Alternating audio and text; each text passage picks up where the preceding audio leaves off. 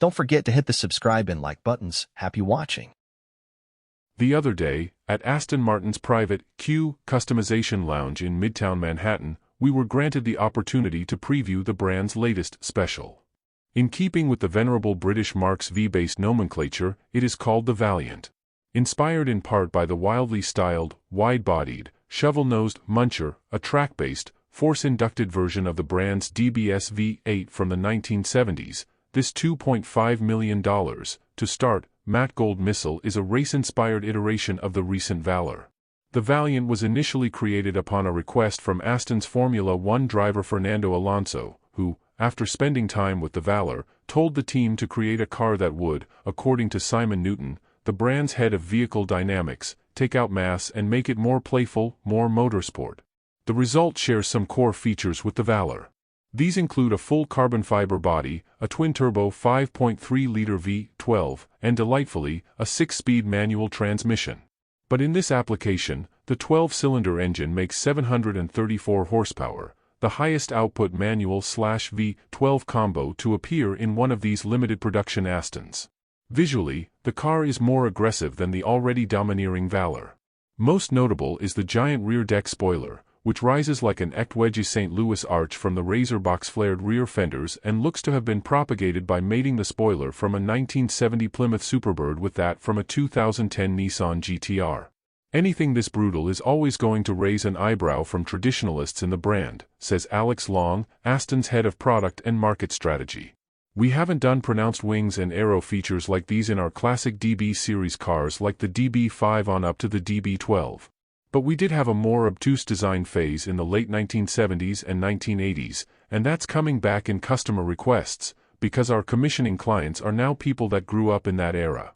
And this is changing what people are looking for in their collections. Other notable add-ons include a set of wind-cheating fences on the front lower splitter as well as in front of the rear wheels, graphic wheel covers, and a solid rear window louver that Newton calls the armadillo. This suite of distinctive windswept bits give the Valiant a cheeky tuner quality that pushes the boundaries for this dignified brand. This is intentional, meant to shake up the brand's perceived decorousness. Aston has always been famous for beauty and design. But true top-in-class performance was never a reality, says Long. Now we are really pushing that boundary. We race in F1. Performance is a pillar now.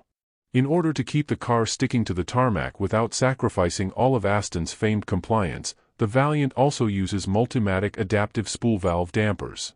These suspenders are very precisely fine-tunable, Newton says, good for comfort and ideal for controlling the wheel for tire contact. The goal of removing mass yielded a titanium exhaust, a magnesium torque tube and wheels, a 3D printed rear subframe, and a lithium-ion motorsport battery. It also resulted in a pared-down interior with diminished sound-deadening material.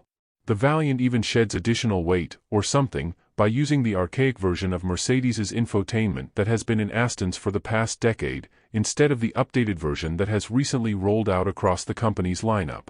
All told, the car is nearly 250 pounds lighter than the Valour. The Valiant will make its first public appearance at the Goodwood Festival of Speed, when Alonso himself will pilot the car up the estate's famed hill climb. First customer deliveries are expected to occur at the end of 2024. Production will be limited to 38 units, globally, with about a dozen reserved for the North American market. Sadly, even if all of us at Car and Driver pool our collective net worth, we will still not be able to qualify for a purchase, as all 38 cars are already spoken for. Thank you for subscribing and liking, commenting. See you in the next video.